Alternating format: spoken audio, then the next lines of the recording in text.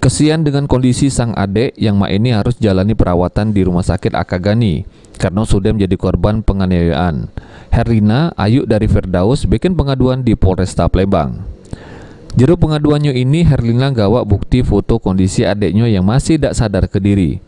Menurut keterangan Herlina, kalau kejadian yang dialami oleh sang adik bernama Firdaus terjadi di Jalan Merdeka, di mana waktu itu adiknya nak misah ke kawannya bebala.